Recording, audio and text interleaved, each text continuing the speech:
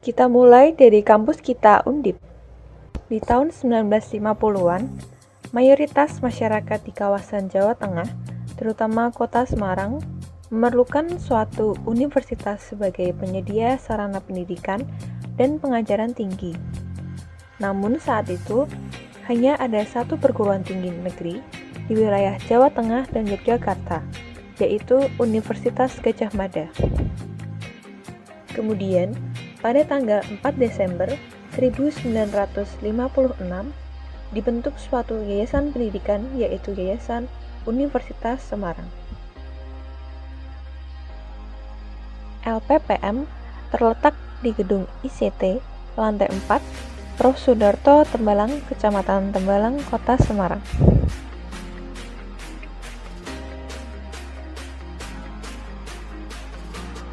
Lokasi KKN Tim 2 periode 2020 Undip bertempat di Kelurahan Beringin, Kecamatan Ngalian, Kota Semarang. Kelurahan Beringin terbagi menjadi 22 RW dengan 146 RT. Luas wilayahnya adalah sekitar 106.458 hektar.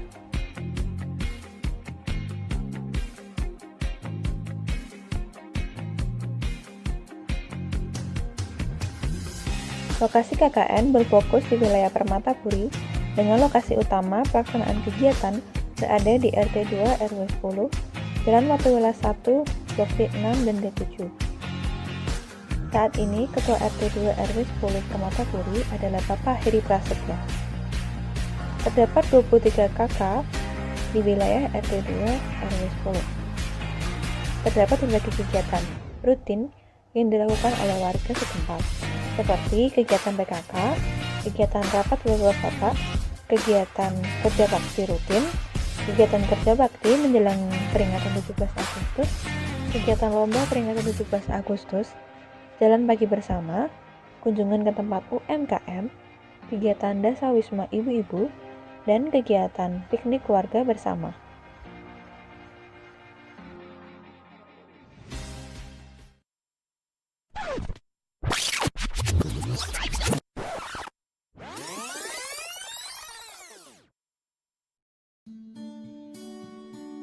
Saya telah melakukan survei kepada warga setempat. Survei dilakukan dengan pengisian beberapa pertanyaan pada Google Form. Dengan jumlah responden adalah 11 orang.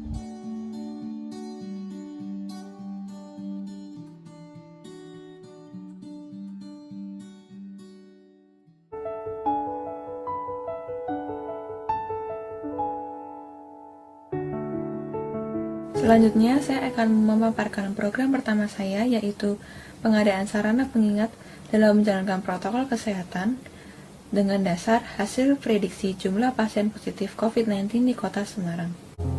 Berdasarkan data pada website resmi siagacorona.semarangkota.go.id, saya telah melakukan peramalan atau prediksi jumlah pasien positif COVID-19 di Kota Semarang. Data yang saya gunakan sebagai dasar prediksi adalah data pasien positif COVID-19 Kota Semarang sejak tanggal 9 sampai dengan 30 Juni 2020.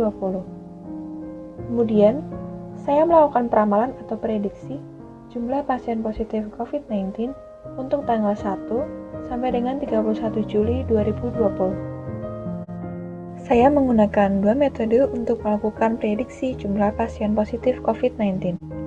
Metode pertama adalah metode Double Moving Average, yaitu perhitungan berdasarkan nilai rata-rata data. Sedangkan metode kedua adalah metode Double Exponential Smoothing dengan permulusan tunggal dan ganda.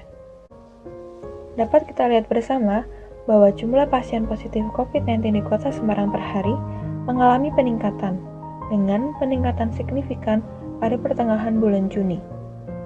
Selanjutnya, untuk nilai peramalan pada tanggal 1 Juli 2020 dengan metode Double Moving Average diperoleh 647,542 atau sekitar 647 pasien positif COVID-19. Sedangkan dengan metode Double Exponential Smoothing diperoleh 643,049 atau sekitar 643 pasien positif COVID-19. Lalu, Nilai peramalan untuk tanggal 31 Juli 2020 dengan metode Double Moving Average diperoleh 885,042 atau sekitar 885 pasien positif COVID-19. Sedangkan dengan metode Double Exponential Smoothing diperoleh 847,672 atau sekitar 847 pasien positif COVID-19. Terlihat bahwa jumlah pasien positif COVID-19 masih belum menunjukkan penurunan yang signifikan. Jika kita lihat bersama pada website resmi Siaga Corona Kota Semarang, dari update data terakhir, yaitu tanggal 18 Juli 2020, sudah ada 836 pasien positif COVID-19 di Kota Semarang. Berdasarkan prediksi atau peramalan menggunakan dua metode tersebut, diperoleh nilai MAPE dari keduanya adalah di bawah 10%. Artinya, peramalan yang saya lakukan memiliki nilai akurasi yang sangat baik. Dengan hasil peramalan menggunakan metode Double Exponential Smoothing memiliki hasil yang lebih optimal karena nilai MAPE yang lebih kecil. Berdasarkan hasil prediksi, jumlah pasien positif COVID-19 di Kota Semarang masih menunjukkan jumlah yang cukup banyak. Oleh sebab itu, masih penting bagi masyarakat untuk terus menjalankan protokol kesehatan. Dalam menjalankan protokol kesehatan, saya menawarkan suatu program yaitu Masak Cimol dan Cilok. Masak merupakan kependekan dari melawan COVID-19 secara seru, aktif, dan kreatif. Mengapa saya sebut seru, aktif, dan kreatif? Karena kita secara aktif dan kreatif membuat sarana pengingat menjalankan protokol kesehatan. Kemudian saat di dalam rumah, kita harus melakukan cimol, yaitu cuci tangan, makan makanan bergizi, dan olahraga teratur. Sedangkan setelah berpergian dari luar rumah, kita harus melakukan cilok, yaitu cuci tangan, langsung mandi atau ganti baju, semprot barang bawaan dengan disinfektan. Dengan sosialisasi ini, saya berharap warga dapat memasang gambar-gambar pengingat agar lebih menarik pandangan mata dalam menjalankan protokol kesehatan. Sebagai contoh, seperti gambar berikut. Kita dapat memberi gambar-gambar seperti ini, kemudian ditaruh di area-area penting di dalam rumah. Selain gambar, juga dapat kita tambahkan dengan tulisan ajakan agar lebih menarik.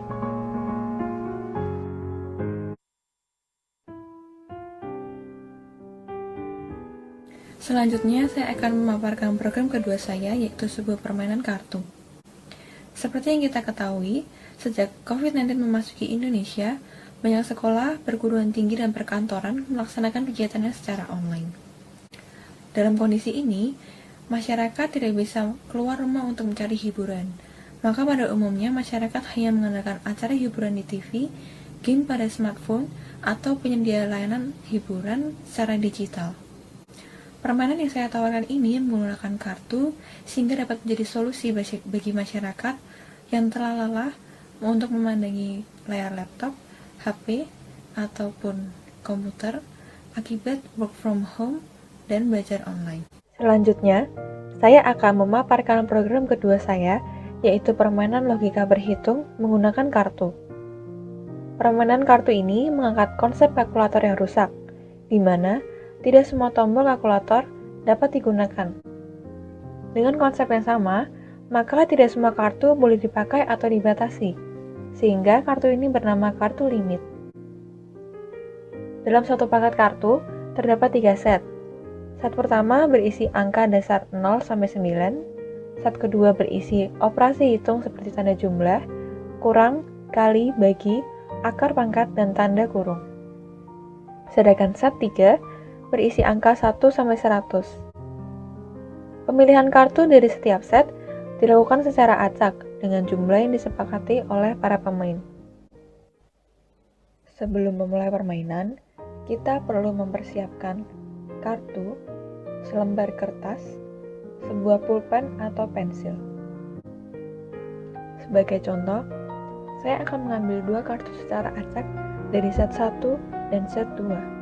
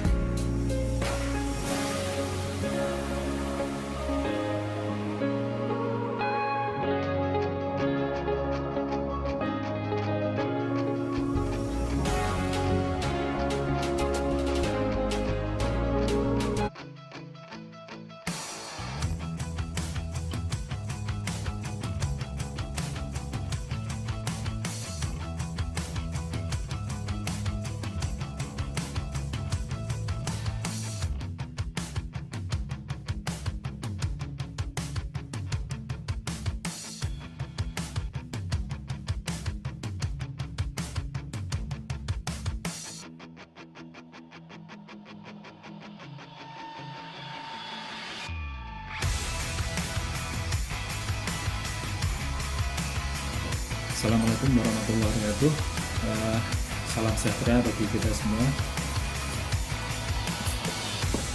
Pertama-tama terkait dengan program KKN mahasiswa yang kebetulan warga RT 2 RW 10 Perumahan Permatapuri Kelurahan Beringin, yaitu Mbak Eka, sudah berjalan dan sudah mendekati proses akhir, di mana kegiatannya tersebut saya kira saya mewakili warga, saya Heri Prastia selaku Ketua RT 02 RW 10 mengucapkan terima kasih, dan warga merasa terbantu dengan kegiatan KKN yang kami rasa cukup